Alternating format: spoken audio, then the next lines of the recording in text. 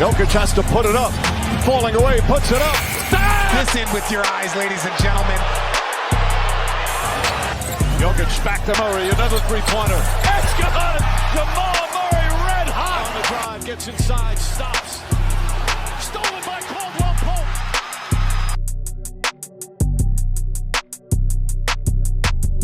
Alrighty, folks, welcome back to the Sports Shorts Pod. We got the one and only NBA Chicken here tonight to talk some basketball, specifically Nuggets basketball. Lots to be said. Lots going on. We're going to be talking about stuff that's going to happen in the offseason after they win their second chip. And without a head coach, it's going to be great. Talk about potential trade scenarios, what we think is going to happen in the playoffs, who we think we're going to play. A lot to get into. It's been a while since we've done a pod. We've both been traveling a bit and whatnot. But and we're both wearing the same hat, not on purpose. Promise. Go Nugs. Anyway, NBA Chicken, you want to give us a little overview of yourself and how you got into the Nuggets scene? Yeah. I was just a anonymous account for like 6 years with under 100 followers for the longest time, and then about tweeting into the abyss, am I right? Yeah, exactly.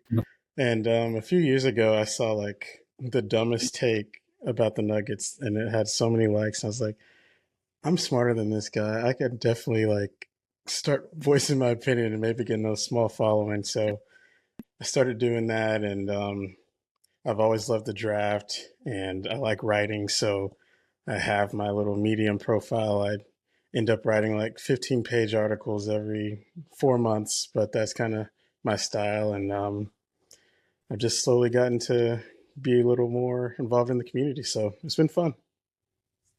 Yeah, I have to say, I've been on Nuggets Twitter for a couple years now, since the championship season is really when I started getting really into it. But NBA Chicken has some of the highest quality articles that I've come across in all of NBA Twitter. Super detailed, super knowledgeable. I feel like you're one of the only people who understands the CBA pretty well. There's a lot of people who just have absolutely no clue, right? And I'm sure that's one of the things that frustrates you when you're coming across so many posts and takes. Yeah, I've tried to explain it to him a few times. Like, I don't know what this kitchen apron is. I don't like what's an apron. What's an apron? What's the Will's a big time basketball player, and I'm so he gives that side of the insights, and I try to fill in with some of the analytics. But I'm excited to have you on today because I think you're someone who is pretty even keeled with your takes. I think you approach it in a really interesting and intriguing way. And so, yeah, if you're not following NBA Chicken, go follow him. I don't know if you have linked any of your articles on your profile, but I would definitely go check those out if you can. I know I click on them right when they come out every single time. So again, thanks for being here, man. It's awesome to have you. Yeah, absolutely. So let's get into this. Like, what just happened? What on earth is going on?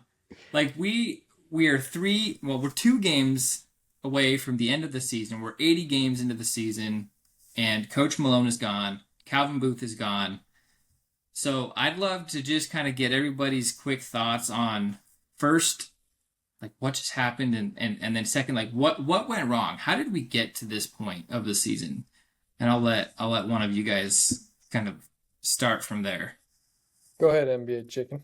Yeah, it was definitely shocking. And I was listening to Windhorse earlier this week because the Kroenke family is not very well known for firing their managers or coaches. Like, they own Arsenal. They've only fired the manager one time in the last like 15 plus years.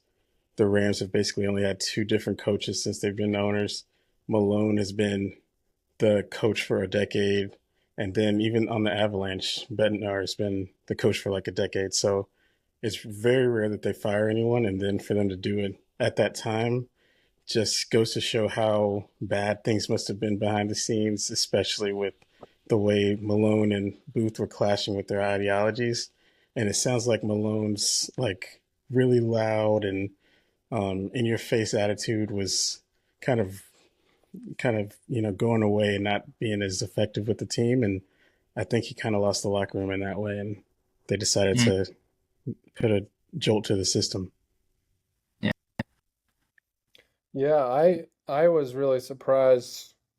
Brendan called me and just said, "Go look at Twitter," so he could experience my reaction. I opened it up and I was speechless. Like I couldn't believe it. And then he texted me and said Booth got fired too, which I was really happy about. I'm not. I mean, I think there's some things that he's done that have been okay, been good.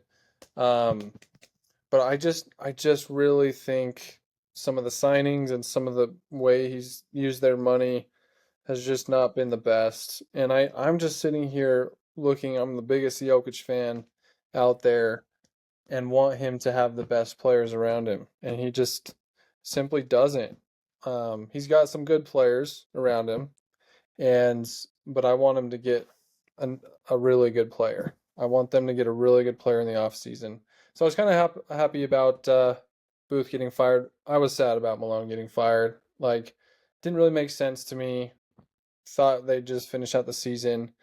However, there were so many times where he'd just call his rage timeouts and like just yell at him to play defense, and they still didn't play defense. It's as simple as that pretty much, and I think it was landing on deaf ears. They did not play defense. Their energy wasn't great. Their offense was good because Jokic isn't just going to not try. Um, Lineups, rotations were whack coming down these last few weeks, and I think that kind of played a part in it. And I think Russ had a lot to do with it. He has a lot to do with this season. We'll get into that a little bit The for big, sure. you know, topic of conversation, especially right now. And so, yeah, I was surprised about Coach Malone getting fired, but I really like David Adelman. I think he's a good guy. I think the players trust him, and I think they know him, which will help. Yeah. You know, one of the things that David Adelman said in his press conference was, you know, this relationship, this coaching and player relationship, it's like a long, complicated marriage. And it's just tough, man. These guys are around each other all the time. And Michael Malone, he's a guy that wouldn't like he's a guy that you wouldn't it wouldn't be easy to be married to that guy, right? He's so erratic, he's so fiery, he's so passionate. And at the end of the day, like he's a guy that he has his viewpoints and his standards and his you know the things that he believes in, they're not going to change. And I think there's only so many times that Jamal and Jokic and Aaron Gordon and Michael Porter can hear that same speech, right?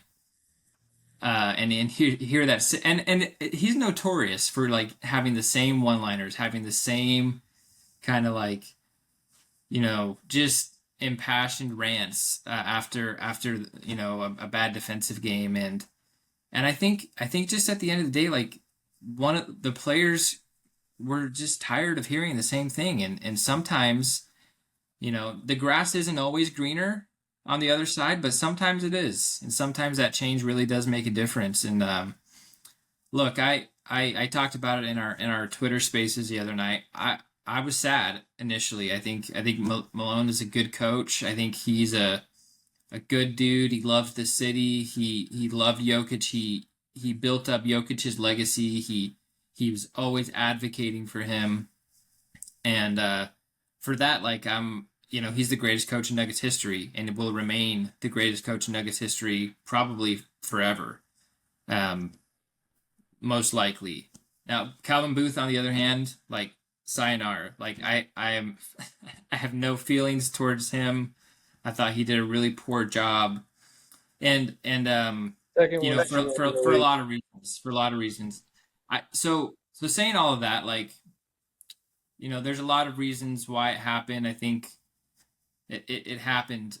I'm curious, who do you guys think is most to blame for Denver being in the spot that they're in right now? Like, if we're doing a blame pie, who gets the bulk share of the blame for what has transpired? I'm leaning towards about 60% Booth, maybe Yeah, 25% Malone, and then like 5 or 30% or 25% Malone, and then dude, my you only math got is terrible. 15. You only got Yeah, 15 left. 15% for like ownership, basically.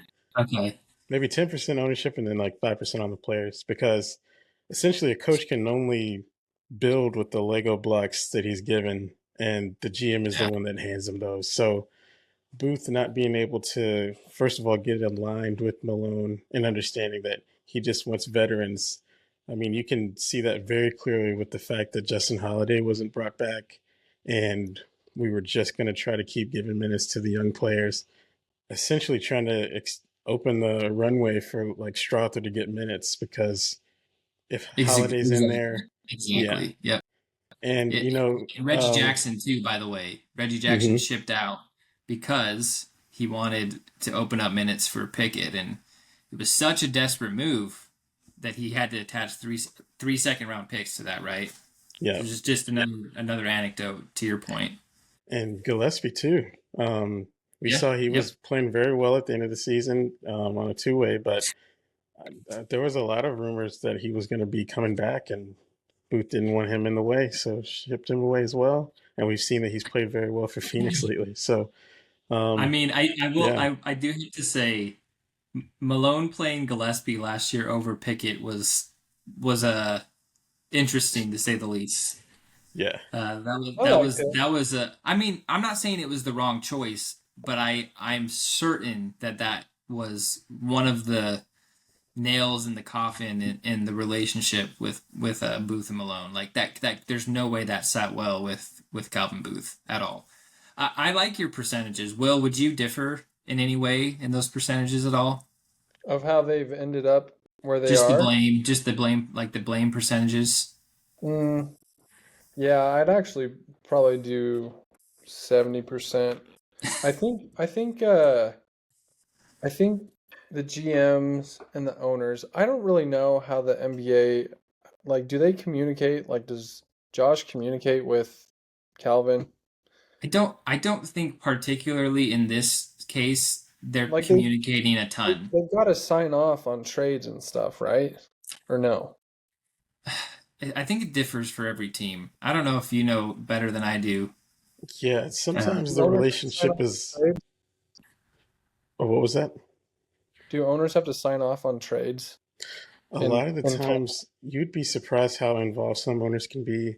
Like the Mark framework of Cuban, a right? trade could be like texted to the owner, and they have a quick phone call, like, okay, that's fine. But then minor moves, like if you're cutting a two-way player, you're not gonna phone the owner to make sure that's okay. So it depends on the level of sophistication or impact.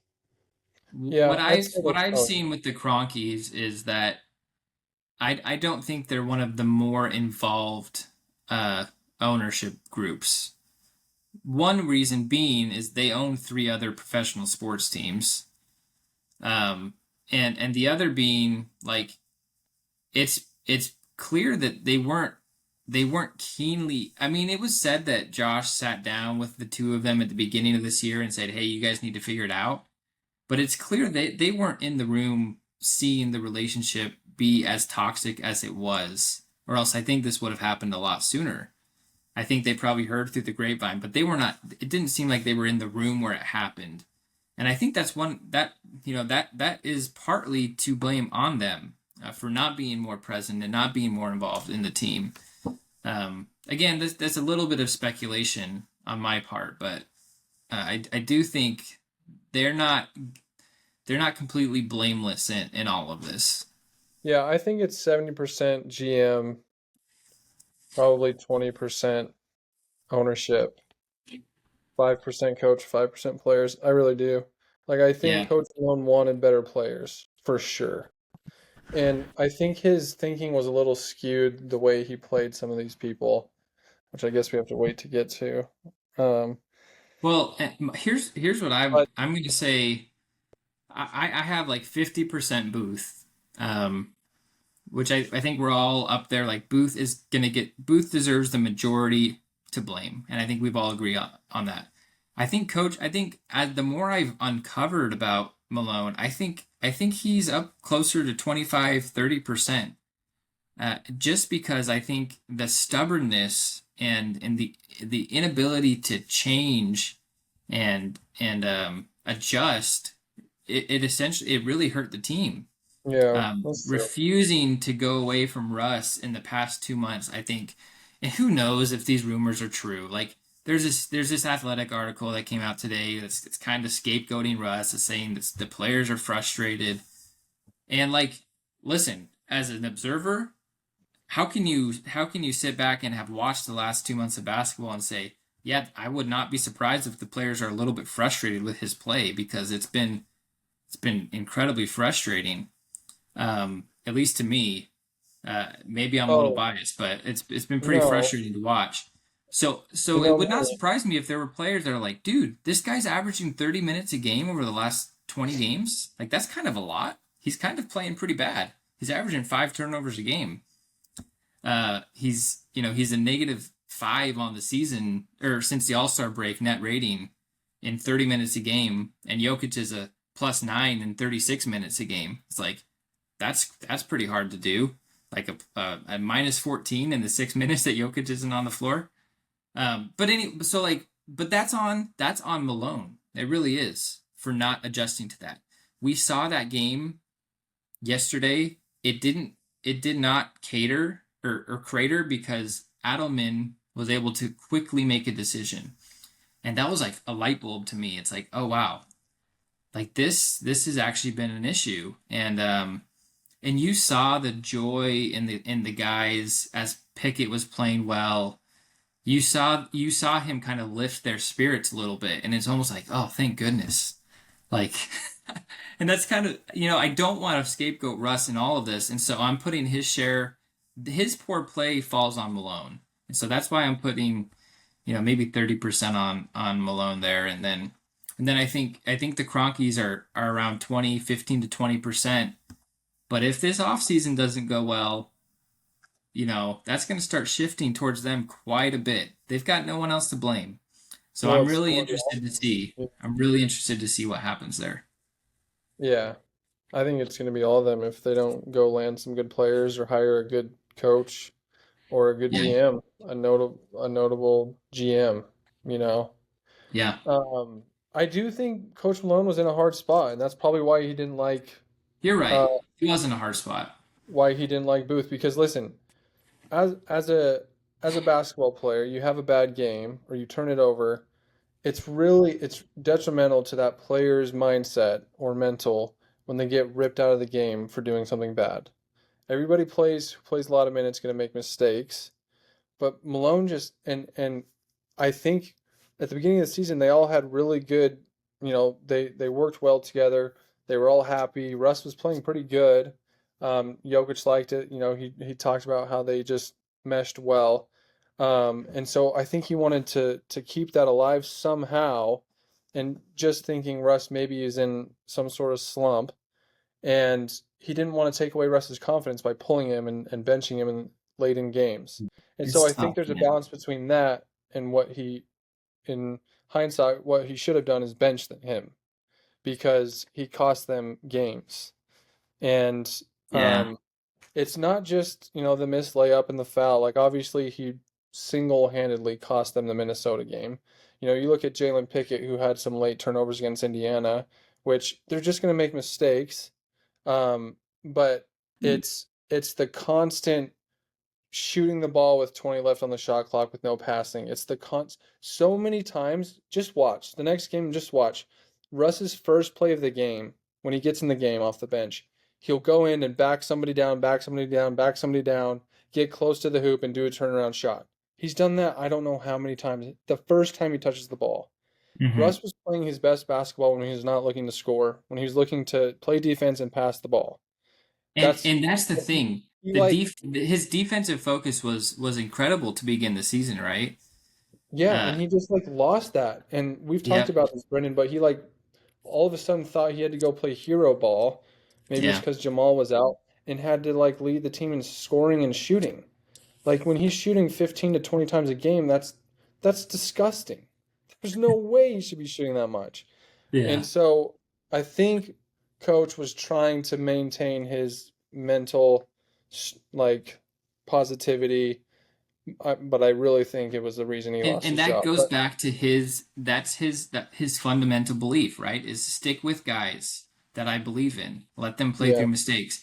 But to only do that with veterans and to not do that with young guys is the exact opposite of what Calvin Booth believed in, right? Calvin Booth is like, believe in the young guys. Let them play through mistakes, not just the veterans, right? And I So think it's they're tough. both a little off the mark because Calvin Booth just needed to get better players to begin with.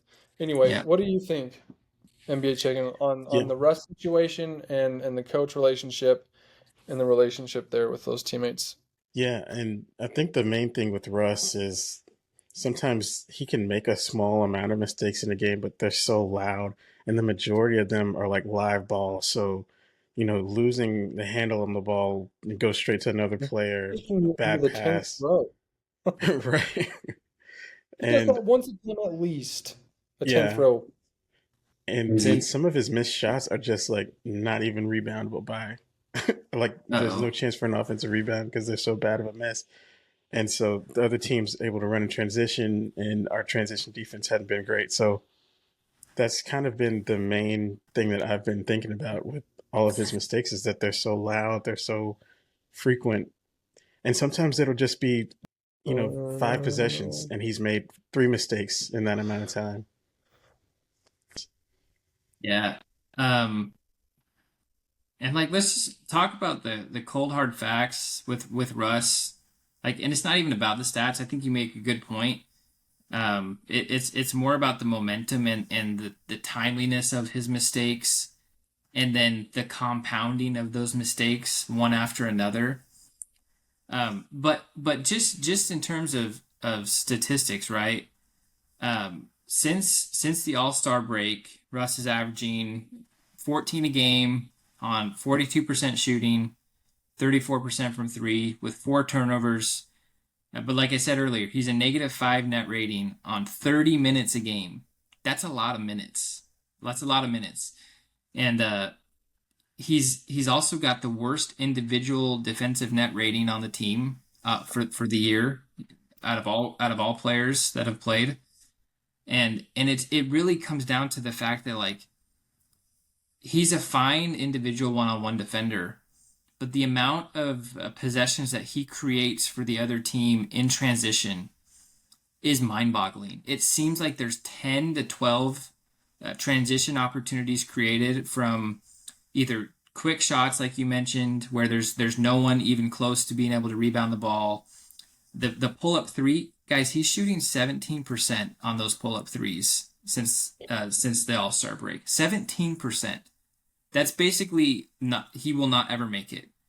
And he still continues to shoot 2.5 a game, right? And so it's just like the basketball IQ is real. It's really hurt the team, and I know his stats look pretty good at the end of a game a lot of times. Even in the Golden State game, he probably won us that game because he had 16 assists. But it's because that first half he was looking to pass the ball every single time, right? And then in the second half, he started trying to kind of when things started to go wrong, and that's when the mistakes start happening. Only when things start to go wrong, the mistakes start happening, and they compound one after another. Yep. He ended up with 9 turnovers in that game, and Golden State almost came back. But I don't know about you guys. I can argue that the Nuggets maybe win 8 more games this season if we take away some of these 2-3 minute rust stretches where the team's at -8, -10 in those key stretches, and a lot of them have to do with rust. I mean, maybe that's a little harsh. Maybe 8 games is a lot, but there's definitely some blame there, and I think we're starting to hear that come out in the reporting around the team, and it's unfortunate because I really was cheering for Russ, and I was hoping he would be but at this point, I don't. There's no way this guy helps you win a playoff game. There's not any way.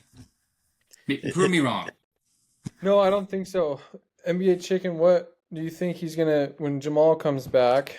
Hope that he does. I think he will. I think he's resting the season, these last 2 games, honestly, Hmm. which part of me is okay with, but part of me knows when he comes back from stretches, he's usually bad for a few games. But Yeah. anyway, tell me when he comes back, does Russ get pushed to 0 minutes, or does he get pushed to the end of quarters for a hustle play, or do you think he plays Yeah, in yeah. the This is a good playoffs? time to go into our playoff rotation in general. I'm curious what you see that being. Yeah, it's really interesting because we all know the playoffs come around and the rotations get tighter, and it's Yeah. generally around 7.5 to 8 guys that a coach really Hmm. trusts. And we already have the core four, and in my last article, I call it the other four, the war four. When we had won the championship, that was KCP, Brown, and Jeff Green. And this time Hmm. around, we have Christian Brown. I think Peyton Watson is up to the task. Yeah. And then the Yeah. last 2 spots are a little interesting because you need someone that's a little bigger that can kind of play in the front court. And I think Zeke Naji is just going to have to be that guy. I don't really Yeah. know if he's going to be ready for that. His defensive and I mean, he was playing great on both sides of the ball for like about a month, and now Yeah. all He of really that's kind of was. fallen off. Went away. Yeah, Why? I don't Yeah, understand that I guy. don't get it. I don't. Yeah, He looked so and good. He looked worth his contract for a solid 10, 12 games. So baffling to me. So you're yeah, saying some so of the you're saying hardest throw Zeke stuff. in there. Here's the question for you though. Russ, Strother, or Pickett as that last guy.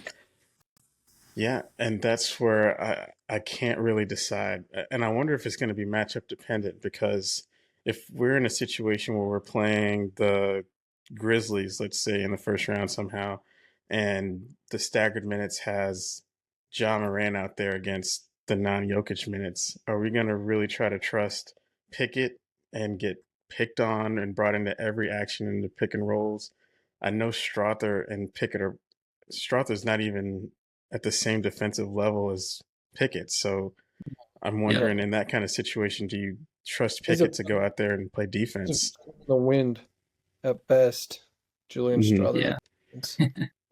And then Yeah. do you trust Pickett on the other end to be in his role, low mistake player, run the offense, and just allow Aaron Gordon or, Jamal to just operate and hit that open corner three when it comes up once a quarter? That's really that last spot. That's what I'm thinking about. That's the role that someone's going to have to play. Yeah. No, I think it's going to be between Zeke and DJ. It's hard. They both kind of have rocks for hands when it comes to catching basketballs. Um, It's I do. wild we're debating whether or not DJ is a playoff player right now. Yeah, but it's just true. It's I just know. happening. It's true. It is true. I think he will play, and I think they will kind of rotate. Maybe game dependent, maybe series dependent. I think we'll see both of them in the playoffs. Both of them not a ton because we know Jokic only comes out for about 3 minutes uh, a half in the playoffs. Hmm. He plays the whole first quarter, then comes back in around the 9 minute mark in the second quarter. Same thing for third and fourth. So I actually think DJ is going to be the one to start. We'll see how he does. He does some good things. He can't really catch a basketball. He has some really explosive plays, which is great for home court. Those things really get the crowd into it. If he can get in, get one block, that's his job. He's doing his job if he does that. Um, on the guard position because Peyton Watson's a lock. He's for sure a lock in the playoffs. He's proven himself. I mean, he's as good as anyone else that's coming off the bench. And then I do agree that it could be dependent on Russ or Pickett, but if I'm coach, I'm playing Pickett for sure. I think he does his job. I think he knows his job. I think Russ literally goes blank in his head because he has so much adrenaline and so much of this pent up energy, which was what made him really good 10 years ago. And Because when he gets into the flow of the game, he's not thinking. no, He's just going, he's right? thinking he's Russell Westbrook 2017, Yeah. 2016. And he just can't do that. He's lost bounce, he's lost athleticism, and he frankly can't shoot, and he destroys spacing. That's the biggest thing that I don't hear enough about. Jalen Pickett, they're going to see that he just hit 5 of 7 threes against the Sacramento Yeah, Kings. and that And he's they are shooting going to 42% stay from three on the on him. season. So it's going to spread open. It's going to open the floor so Jokic can drive, so Jamal can drive, so AG can get to the dunker spot when they double Jokic. Yeah. Like, and MPJ is going to be open on the other side. They leave Russ 15 feet off of him. They are begging him to shoot a corner or a wing or top of the key three. They're begging. Yeah. And anytime they do, I just curl up in a ball of anger because he bricks it. What is it? Yeah, 87% of the time, 83% of the time. Yeah. Yeah. It's pretty And crazy. so that's why it just has to be Pickett. Spacing alone. Decision making is the second thing. Defensively, Russ is better. Maybe. And rebounding, he's probably a little bit better than Jalen Pickett. However, Jalen Pickett had a triple-double. Like, we can't forget that. He's been a role player. He's actually a sneaky good hasn't rebounder played as some well. game. And I think he boxes out. Watch him. Next time he plays, watch him box out. Yeah, Like, he does finding a little body. things. He does the little things really well. He does this thing Now, where he'll that doesn't box always somebody out and transfer over watch to the the ball. playoffs. I'll say that the little things aren't always. He's going to be more nervous. He's going to be more nervous. He's going to look shaky. He's going to be more nervous for sure. Mm-hmm. I think if they're going to have to trust him, man. And as soon as he knocks down a three, I think he'll be in the flow of the game. I do. So I have the 5 starters. Obviously, here's an interesting kind of stagger for the playoff lineup. I'd love to see a lineup like Yoke, Watson, Brown, Strother, Pickett. Like, I know that's kind of wild, but if you want to get those guys on the floor, getting them with Jokic and CB is a pretty good bet. Mm-hmm. Every single 5-man lineup with Jokic and Christian Brown is really, really, really good this season. They are the floor raisers of this team, at least when they're together. With the bench lineup, I'd love to see some combination of Jamal and AG together, and then maybe throw in Watson, Pickett, and MPJ. And if you want to throw Russ into that lineup, I think it could work too. Jamal, Russ, AG, Watson, MPJ. If Russ plays, he has to be with Jokic. I'm sorry. He cannot play without Jokic. I'm telling you this. He cannot. You might be right. I'm saying I'd rather Westbrook not play at all. I don't know if that's realistic at this point. So maybe instead of Strother in that first lineup, you have Westbrook. I hate the 2-guard lineup though. I can't throw him out there with Pickett, so that's tough. No, that's bad. It's tough. Adelman has some really, really, really tough decisions to make. NBA Chicken, sure. Tell us non-Jokic minutes. Like, what do you think the stagger is? What are your thoughts on that? What's your ideal situation? Especially for how bad some of these bench players play without Jokic, I almost want Jamal, MPJ, and Gordon gone like at the 5-minute mark in the first quarter, and you bring in Zeke, Strother, Pickett, or some kind of combination like that, or I'm sorry, Watson. Maybe Brown would still be in there. Yeah, Brown can still exactly. lead. He Yeah. plays And the so whole you usually. have Watson and Zeke. Zeke specifically, who can't really function without Jokic on the court, it seems nowadays. And so you can kind of baby his minutes until you stagger in AG as the backup center and Zeke's off the floor. He's only played 4 to 5 minutes in the first half, and then you do that again in the second half. So you just try to Yeah. limit his weaknesses to at least be paired with Jokic and hope that his defensive effort picks up and he kind of plays like he did with that nice 12-game stretch he had. Yeah. And like, that starting lineup, they can get a 6-point lead in those 7 minutes on any team in the NBA, right? In those first 7 minutes. If you can get Jokic on the floor with maybe three kind of negative guys from the bench, I'm confident that him and CB can carry out the quarter without like totally losing the plot, right? And this is something that drives me crazy. It's driven me crazy for years. Every single team that has 2 to 3 stars, they will stack at least 2 stars to start the second quarter and just blitz Denver's bench. And Denver has, except for the 2023 playoff run, they've never been able to respond to that, ever. Except for that one time in the 2023 playoffs, and that's why they won the championship. Because they had finally a combination that could at least go net, not be a net negative for 6 minutes with Jokic off the floor. And so with Jamal Murray, Aaron Gordon, MPJ, and then pick any 2 other players, I think you have a chance. I really do. I think you have a chance. You still might lose those minutes, but I don't think you totally bomb them. So that's I don't know. I think I'd really like to see them. I think do that a little bit more often. Yeah, it's tough because those three very, players that very came off tough. the bench in 2023 were all defensive-minded players. Jeff Yeah. Green, Bruce Brown, Christian Brown.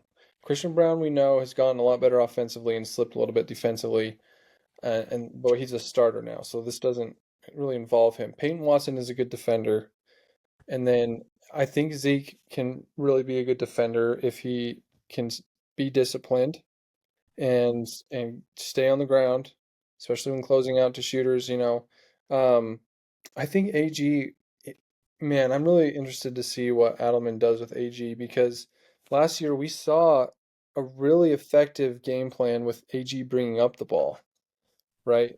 And so in the second quarter to start when Jokic is off, I like what you said, where those guys probably come out the end of the first quarter and 4 or 5 minutes left. They come in, and if Russ needs to play or something, or if Jamal is in there too and Jokic is off, which I think will happen. Jamal will start the second quarter while Jokic is off. They're not going to keep those off at the same time.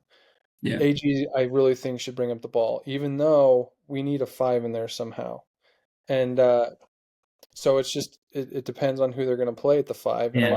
On Holmes it would be could really be a difference maker next year for this team. Really excited to see him play. Oh my gosh, totally. And so if AG's bring up the ball, it's going to help Jamal save a lot of energy beating that full court press that they do on him every time and get into an offense and get into a spot. Get the ball in the wing, come get a screen, and then they're in it. Like they're in it. Yeah. And I really hope that's what happens. I'm interested to see what they do and what 5 they're going to put in there, or who they're going to put at 5. Because I'd love to see AG take up the ball, but he could play the 5 too. Yep. They ran that action a lot against Oklahoma City, actually, in the second Oklahoma City game that they won, where they were bringing Jamal off the ball. They were able to execute getting him switched off of Dort really, really effectively. I think that's definitely the way to go because we've seen he cannot handle being the lead ball handler for 40 minutes a night. And it's not that he's a bad ball handler. It's just there's some good defenders out there, man. There's some really good defenders. Okay, well, I mean, look, it's going to be interesting. I don't know if Denver has a lineup that's good enough both offensively and defensively to make a real run this season. Again, I'm more hopeful than I was 2 days ago.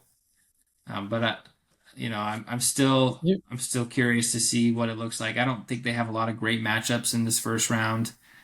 I think the Clippers, although it's hard for me to believe in them, I think that they're pretty good. They're playing really good basketball. I think obviously Minnesota would be an incredibly tough matchup. The only matchup I really would feel comfortable in is Golden State, and I don't know if that's looking very realistic at this point either. So, how far can the Nuggets go, Mr. Chicken? As far as the standings, I think they can only get up to the 4th seed, but how far they can go this year, I honestly think it would take. My hot take is that the Nuggets should just try to get to the 7th seed, and I know that includes playing a playing game. No. I told you best case I do scenario. not disagree with that take at all. Best case scenario is somehow they drop to the 7th seed. A lot has to happen for that to happen, but they avoid OKC till round 3. And yeah, they play Houston, then they'll play probably LA, and then OKC. Unless OKC plays Minnesota in the first round. I think Minnesota can beat OKC. Update, Minnesota's up by 13 on the Grizzlies right now, halfway through the third quarter. So looking like Minnesota's going to win that game. Well, they were up by 27 against Milwaukee the other night, too. That's true. That's true. Don't say it's over. 13's not. That's doable. Yeah. The Rockets are just the target, I think, just because they're the most inexperienced team out there. Yeah. I think Jokic brings I know the Rockets have been running this too big lineup, but I just don't think it's going to be good enough to stop him. I know their perimeter defenders can probably give Murray some trouble, but I think their half-court offense is going to be a real concern for them in the playoffs when things slow down, and I think that's something the Nuggets could take advantage of. So that'd be my ideal matchup. I think the Clippers would be second place. Just because I don't know if I can trust Kawhi to be fully healthy. I mean, we're on year 5 of this experiment with him, and he's still not gone through an entire playoff series run healthy. So, color me shocked if he plays all, 4 to 7 games against the Nuggets in a 4-5 matchup. But I would kind of bet on that. And we're talking about James Harden, who's one of the biggest playoff droppers in the NBA. So, those are my top 2 matchups for the first round. Yeah, yeah, it might get tougher from there. I also believe that way back in 2020, they beat Kawhi and Paul George in that crazy series. I still think they have confidence from that. They know they can beat Kawhi. They know they can beat a healthy Kawhi. And I think it's as simple as that. I'm more scared of Norman Powell than I am of Kawhi Leonard. I'm not going to lie. Dude, yeah, I thought about him today. That guy's insane, that guy is a nugget. He's an absolute Nuggets killer. The Nuggets, dude. He didn't play that good last time they played the Nuggets, but previous games, he's torched them. Yeah. Yeah. So good player. We'll see. I'm not setting any huge expectations for this postseason. I'm going to enjoy it. There's so much less pressure coming into this postseason, which honestly is kind of a blessing because last postseason was rough. I mean, with all the pressure and all of the expectations on the team. I mean, it took me a week to get over that Game 7 loss, right? Like just in terms of frustration, and it'll be nice to come into this playoff with just some let's see what they can do, and then we can turn our focus to the off season, and that's when the real work I think begins, and they can really start to try and improve this flawed roster, which is what it is. It's a flawed roster. And only with the greatness of Jokic and Murray can they maybe make a conference finals run or something like that. But I'm curious to kind of move into that. Let's fast forward through the playoffs and take just a quick look ahead to the off season. And I don't know if you've written your off season preview or anything at this point. NBA chicken, but where is Denver financially going into the offseason? Where do they stand and what are they looking at? Yeah, it's a pretty interesting situation because they're currently over the first apron, but then they only have two unrestricted free agents. So, due to the way Booth has set this roster up, there's very little flexibility in terms of like roster spots. Like if you think of the Sixers last year, they went into the offseason with like almost 10 open roster spots. So they had so much flexibility with what they could do financially and who they could bring in. But there's a lot of inflexibility because, first of all, Saric and Westbrook are on player options. And after initial reporting saying that Sarge wanted to go back over to Europe, it sounds like he's got $5 million worth of reasons to sign that player option. And so he might be taking that. And then Pretty easy Russ, decision. it's right. Yeah. And then Russ, it's going to be up to him. I think he's at a stage in his career where he might just say, I want to go back to LA. I want to go to another team. I might want to stay. There's still up in the air. Is the team going to take him? There's a real chance this is his last season in the NBA. Lakers aren't going to take him. No. Yeah, it's his track record's pretty bad at this point. So if he feels like he can't get enough from somewhere else, he might just sign it, and that puts the Nuggets at 13 roster spots going into off season where they're now not going to be able to go under the first apron, because part of my research in all this was the Nuggets are currently just $4 million over the first apron. So if Sarge were to have not signed his $5 million deal, that gets you under. Russ doesn't sign it, it gets you further under. And so even with Jamal's new contract kicking in, there was still a little hope, because I think there's still like $3 million where they would still technically be over the first apron, but that would have at least given them the option to try to move down a little bit. But is that the only way that they can get under the first apron, is to get off of those the Saric and the Russ contract? They could technically salary dump Zeke Nnaji, and that would get them. Isn't that still on the books though, even if they salary dump him? So the way that's done is essentially why we did that with Reggie Jackson was trade him to a team that has right. Trading him to a team that has cap room that can just take him in with their open roster spot, and then he's off your books. Can you do that as a first apron team? Yes, as long as the other team isn't a first apron or second apron team. They'd have to have luxury tax room. So that's a team like the Wizards or the Hornets, Jazz. They'd have to be the ones.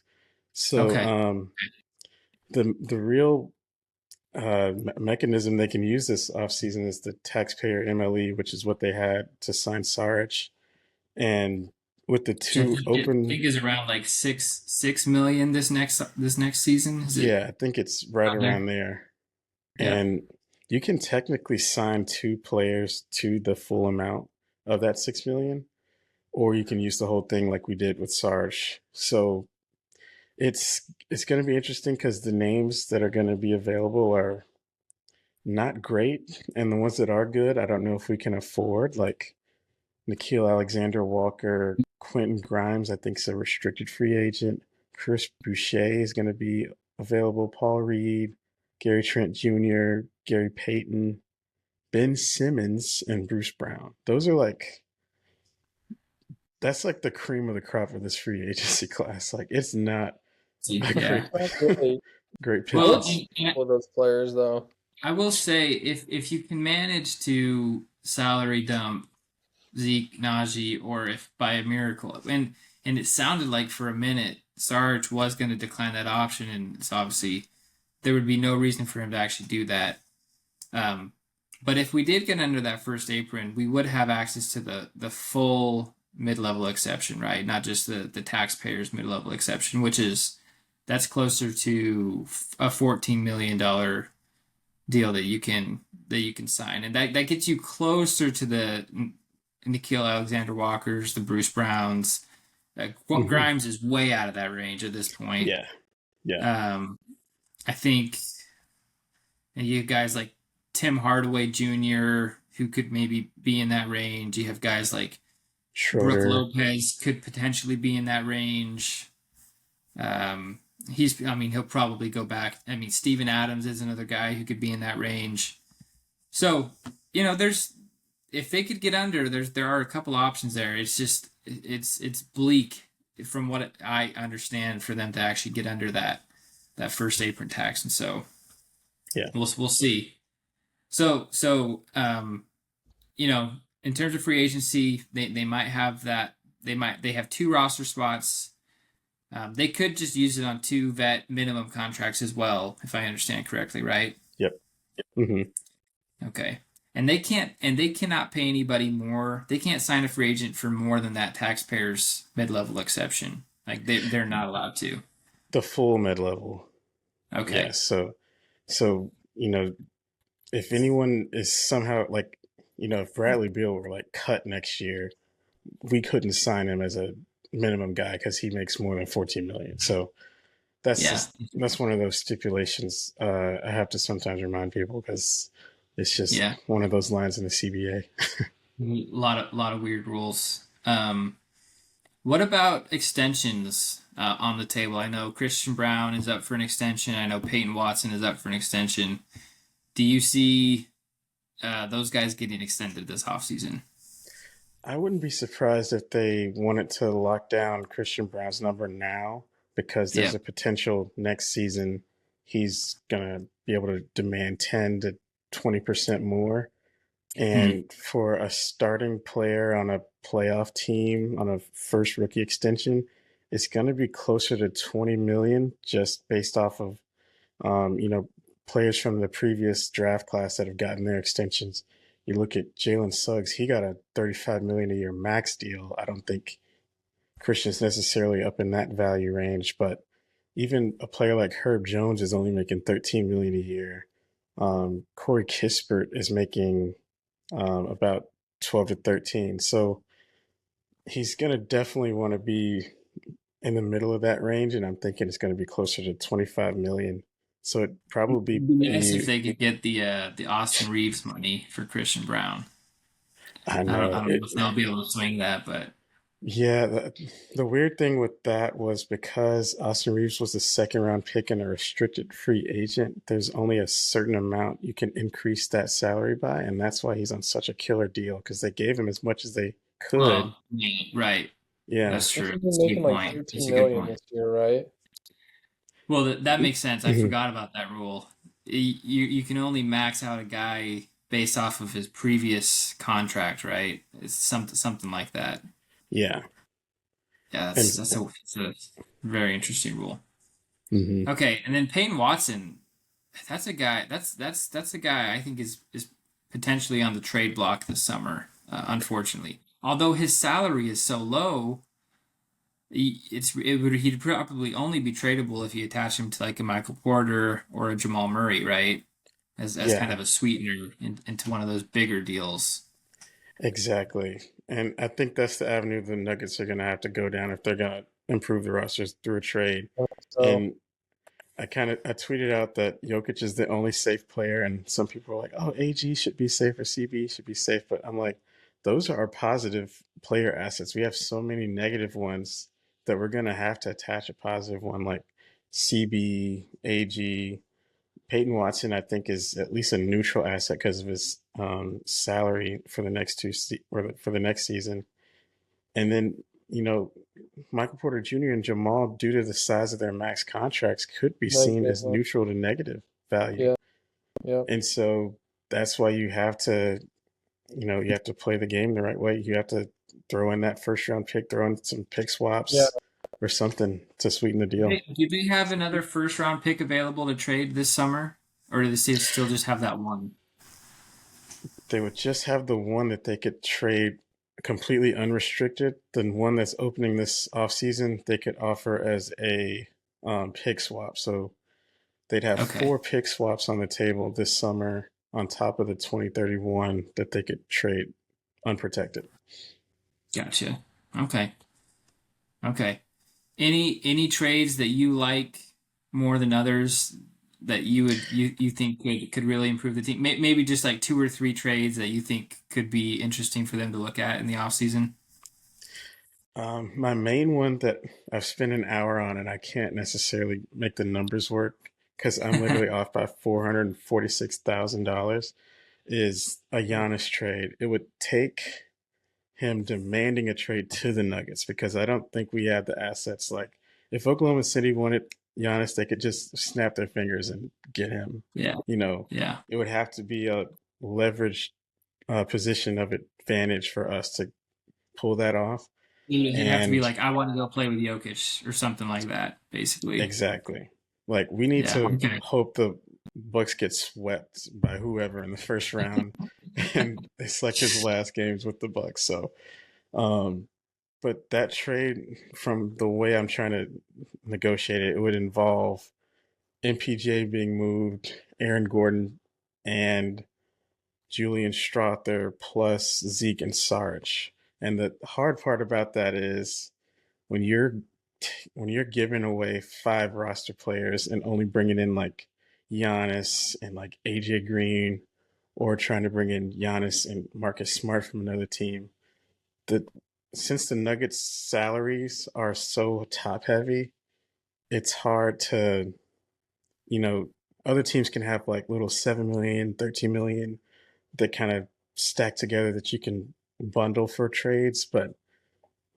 you either have to pick between trading Jamal on with MPJ or Aaron Gordon with MPJ to make that Giannis deal work.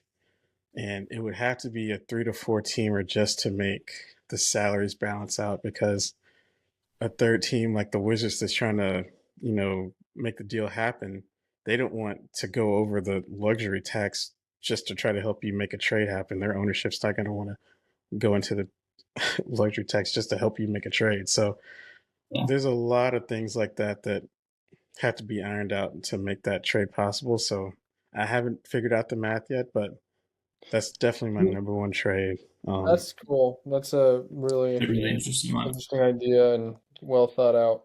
Any chance, what would happen? What would have to happen if Luka wanted to go play with Jokic? If Luka demanded a trade, Well, he's up He's a for. free agent, not this summer, but next summer, right? Yes, Oh, next it's summer. not this summer? I thought it was this Yeah. summer. Yeah, Yeah. it's next summer. So, It's probably because he was. I thought that because he was up for an extension with Dallas after this year. yeah, you can always do the extension a year before you're a free agent, so that's why Yeah. it probably felt that way. But if he shoot, demanded a trade, wow, his salary isn't as high as No, it's Giannis's, I not. don't think. It's not. I'm gonna double check that. I have the thing right here, but I'm gonna assume he's south of 55 million. Like, I don't think he has that super max money, so it'd be around 45, if I had to guess. 43 If this this, year, probably 45 next year. okay, so MPJ is around 38 million next year. You add Zeke on top of that, you get pretty close to that $45 million figure. Throw in Strother, unprotected first, and all 4 pick swaps unprotected. And that's your best offer probably to the Lakers.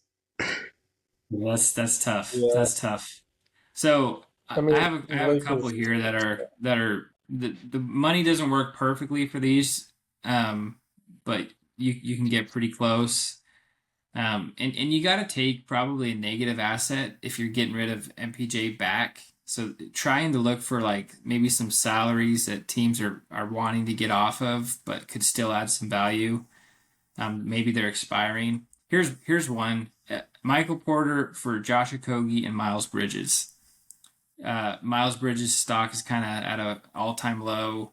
I still think he's a pretty good player. I don't like him as a human being or a person, but Facts. he's someone that the Hornets might want to get off of, get some more shooting around Lonzo. And Josh Okogie's a guy who can kind of play off of your bench and be a defensive pest. Um, Isn't Yeah. Miles Bridges just AG though? uh, Well, mm, I I wouldn't don't put think him he in the same compliments. category. I don't think He's he a better shooter than compliments. AG, maybe. More high volume, but like high Yeah, flying three, it's tough. four. I don't love it. It's just one that where the money Yeah, works and you get off of MPJ's contract. yeah. Yeah, Um, I do like a he, Kogi because I had him on my trade list for the yeah, deadline. I think he would probably be the best point of attack defender the second he stepped onto the court for us. Like that's he just how would. dire straits we are with that skill set. Mhm. Um, you have D'Anthony Melton who had the ACL tear last year, so he's probably out this whole next year. But you can throw MPJ, either Peyton Watson or Strother, and a first for Cam Johnson and D'Anthony Melton. They get off of his contract.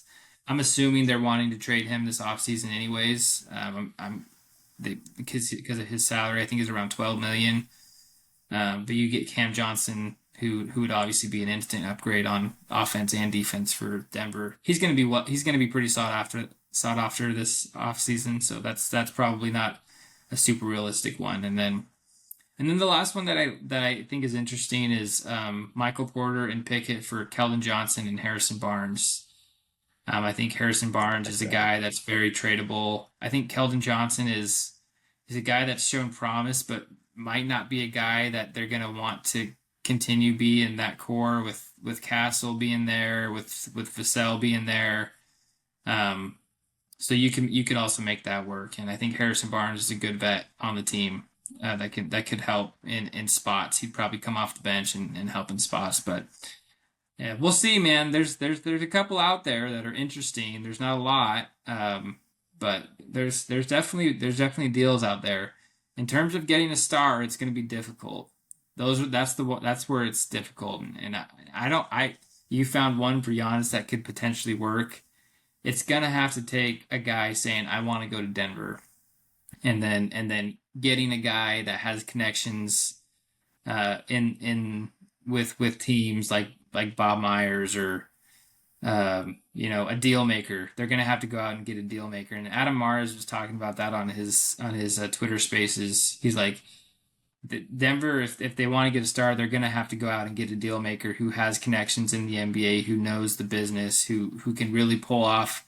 Like this is what they do. That they make big deals. That's why they're brought to teams. And so I'd be very curious to see if the Cronkies go that route.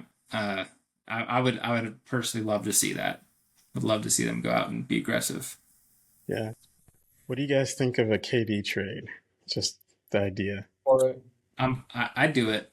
I I'm do it. for it.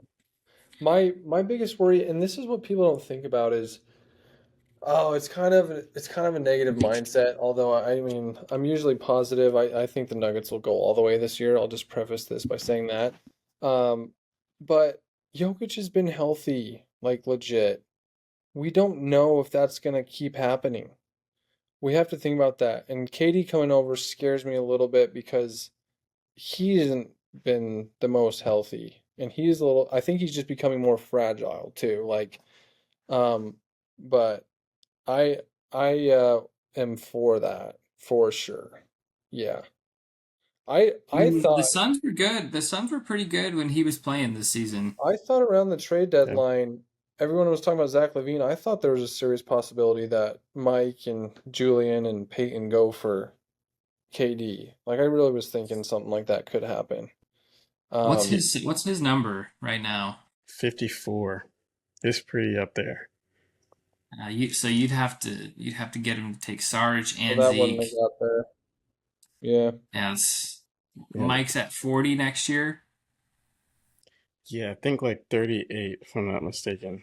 Okay, okay, yeah, that would take some finagling, but Phoenix is probably going to be trying to get off of him for They're sure. blowing it up. I mean, Yeah, for sure. they might waive Bradley Beal. Yeah. 50 million, He's 50 waivable. million in just dead salary. Dude, I wouldn't It's want insane. him on the Nuggets, to be honest. Yeah, Yeah, I and don't thankfully we think I can't even get him. I'd take Yeah, D Book any day if it was possible. Yeah, that would be cool. That would be He would cool. Oh my play so good gosh. if Jokic won. He You would don't you be wouldn't you wouldn't like that? And Oh no, I would would you love that take too. he would love okay, it. okay. Who Like he's wouldn't pretty love good. that? Like He's he's pretty just good. he would fit the Nuggets well. Like he's for a superstar, he's low profile. He's humble. He's just a team player and he does his job at the highest level. You know, I Yeah. I think he would fit if he ran. I think he could run with Jamal. I think Devin Booker run at the two. Uh, whatever we take, it'd probably include Mike and some other guys. AG or P Watt, 3-4, and Jokic at the five. Like that's championship right there, man. Yeah. And imagine the non-Jokic minutes being led by Book. Like, Uh, oh my God. It'd be a revelation in Denver. Only because Devin Booker can just go get 10 straight points literally anytime. Yep. It'd be the That's greenest light in the world.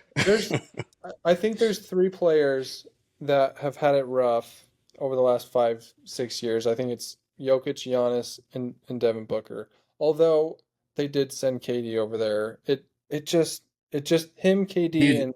and Bradley Beal are the same. It just doesn't work, obviously. You know, And that's kind of a warning sign for Denver, right? Phoenix thought they could take shortcuts. They thought they could go get a superstar, and they traded this beautifully built core that had oh, they so were much so winning good. chemistry, right? I mean, Mikal Bridges, Joe Bridges DeAndre and Cam Ayton, Johnson, Cam dude. Are you Johnson. Like, kidding think me? about how good those guys are now. They went And to then the and finals with then DeAndre Ayton, dude. I mean, DeAndre Ayton's good, man. He's He's good. good. He's a good, like, again, I'll say this again, like he does his job. I think he's good at best. But like the cast that they had on that team, around Devin Booker was phenomenal. Yeah, they had Jay It was Crowder off the fire, dude. bench. They It had was Chris Paul fire. leading the way.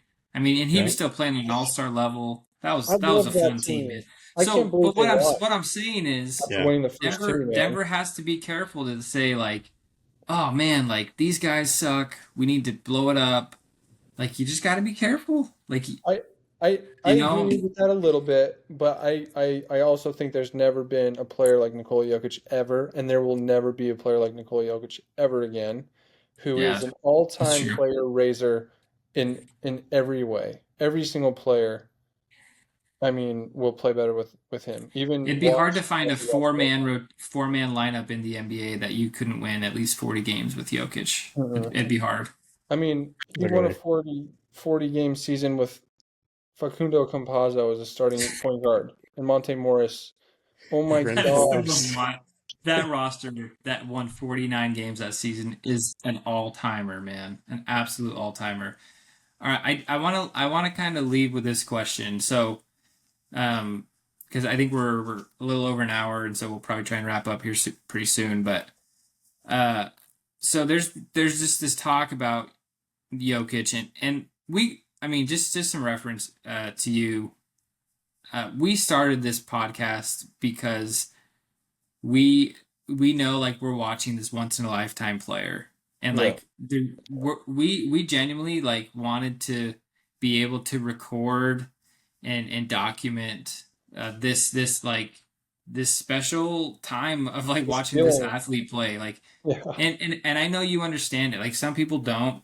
Some a lot of people don't watch Jokic and they don't get to experience it. But for the people who have watched him for the last 9 years, they Years. understand how special this guy is. And so we're wanting to document this just so we can go back in 20 years and kind of relive the glory days, right? And there's this question about Jokic and whether or not there's this crazy stat that he has never played with a single All NBA player, a single All Defensive player, a single All That's been Star, and making the his rounds on Twitter the and it last is couple it's making the days. rounds on Twitter. And Mhm. and my question to you guys um, is that a little bit a product of like Jokic basketball where it's kind of like the Spurs, like Spursian, right? It's like everybody's kind of gets to take a part of the pie. Like everybody's sharing a little bit of the success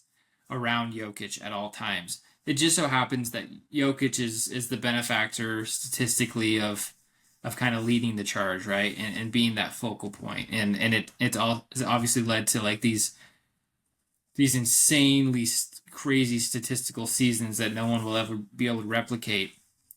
Are we giving enough credit to the players around Jokic, or is it really just like a matter of bad luck that has he been given bad cards to the point where like it is time, and the organization needs to be desperate to find a star to play with him, because that's at the end of the day that is the question the organization needs to answer, right? Yeah, I think it's a combination of factors. One, the Nuggets are a small market. So the ability to attract free agents of that caliber really isn't there. There was, I remember way back in like 2018, there was like a rumor that Chris Paul might meet with the Nuggets. And I was like, oh my God, someone of that caliber is going to even talk to us. And a Yeah. few years before that, when Dwayne Wade almost had a meeting with us, like it's a tough situation because free agents aren't going to really come there, and you have to grow from within. And I think Tim Conley, to his credit, did a great job drafting. Jamal and MPJ are still here, high caliber players, but there's only so far you can go with drafting in house. Like the Warriors are probably the best example of drafting in house. You end up drafting three Hall Hall of of Oh, Fame. Fame players, right? Yeah. And the Nuggets just weren't that lucky, and but they still had to go get a superstar to get over the top again, right. right?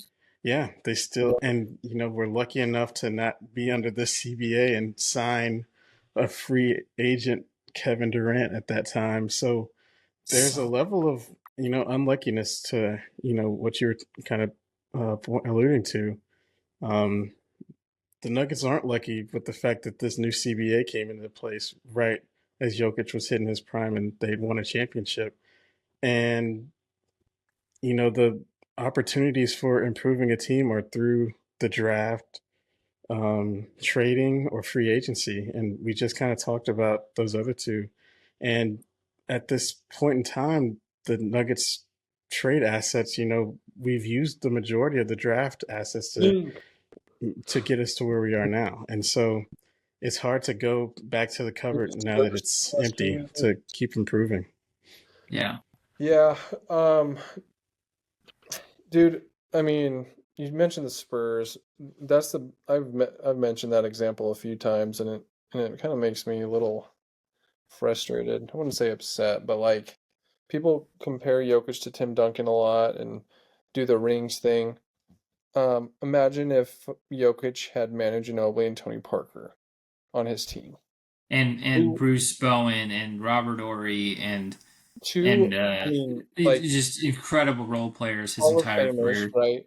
Yeah. Multiple time All Stars, All NBA guys, and they're like saying, I mean, that is well constructed team, and I think they did well. I don't think Manu was very sought after coming to the NBA, right? I don't know if you guys remember, but I'm pretty sure he No, wasn't. he's a second round pick. Yeah. Yep. And I think Tony Parker was pretty valuable. Did he get drafted by Charlotte? Who did he get drafted by?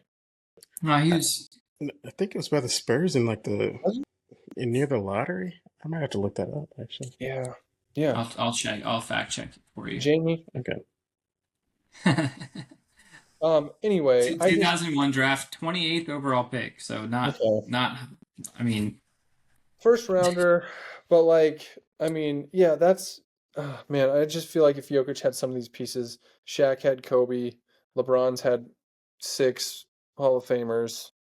Um, and I genuinely think that Nikola Jokic is a top three basketball player of all time. And if he gets over the next Jets five, played with 12 All Stars. By the way, I saw that mm, today too. I uh-huh. mean, And if you and don't. if Jokic This is gets, crazy. he's got I think 5 years of championship quality basketball left, and that's I think being generous. Um, if he can get somebody this offseason, or maybe two, or just keep Jamal at a high level and get somebody else, trade Michael Porter and AG, or Michael Porter and a bunch of bench. Like, I mean, it's been said if he wins one more championship, people will put him in the top 10. I really think that if he had those pieces, he'd become top 3 basketball player of all time. I already think he is. Maybe it's a little biased because he's my favorite basketball player of all time. But just the things that he does. There's an argument. There's a legitimate argument just Yeah. statistically, but I really like the points both of you make. I think at the end of the day, it is a little bit unlucky. Like this CBA it was built to not favor the large markets, and it is doing actually the exact opposite. It's not allowing, and we'll see what happens with Oklahoma City, right? Because this is the new way to build a team. It's to tank. It's to get rid of all of your assets, completely start over, hoard draft picks, and then build your team from there with a really low financial obligation, and hope you get lucky with drafting a star or two. And obviously they built their team in that way at a perfect time, and Denver built their team at the exact wrong time, where they had just paid Michael Porter that money, when they kind of had to give Jamal that extension coming off a championship, and they're kind of stuck right now, and it really is a shame. We'll see. Did we just lose Will? Oh, I think we did. I think so. I'll wrap up here pretty quick, but Okay. I'm interested. It's a bummer. I hope we see some fireworks this offseason. I hope we see them really go to bat for Jokic and give him a fighting chance to really fight for that top 10 all time spot that he deserves to be in. So I don't know if you have anything else to add to that. Yeah, no, and I agree with Will. I think it's a 5-year runway, and whether that's going all in, somehow getting Giannis for the next 5 years, or just getting the last 2 good years out of Kevin Durant, those are kind of the 2 big names that come to mind. And then outside of that, it's really swinging for the fences. It's not like they have a draft pick this year. And they only have the 2031 first. They have to be very careful. That's like the most precious thing they have outside of Jokic right now. And it's got to be used to pull off the right move. And I was on a Spaces, I think right after you earlier this week. And I think Omar is his name. He was like, we can't come in the next season and like the best thing we did was trade for Herb Jones. Like it needs to be, even though he's probably going to be an all defensive player for the foreseeable future, it's tough to not be able to find a true like star teammate for him to run in tandem with. Yeah, so, you gotta go big or go home this offseason, no matter what happens in the playoffs. I think I'm totally on board. Well, thanks, man. Thanks for coming on. I know we talked about a lot. I think there's some really interesting conversations in there. I'll definitely be clipping some shots from the episode, posting them on Twitter, as long as you're okay with that. Yeah. I'll get the episode out. I'll send it to you before I post it. But no, really, really fun to talk to you, man. And don't put in the part where my computer just died. That's fine. Yeah. We just ripped up. NBA Chicken, man. You know ball. You're really smart. We can tell you're really smart. Thanks for coming on, man. That was fun. Yeah, man. I really, really enjoy following your page, man. So keep it up for sure. Yeah. Go follow at NBA Chicken. That's your handle, right? Yeah, I think so. I don't even really know it off the top of my head, so Cool, I'm sure man. I'll pop up in a search. All right. Well, we'll have to have you on again soon. Maybe we can do a playoff episode or something like that. But until next time, man. Go Nuggets. Go Nugs. See you guys. See ya.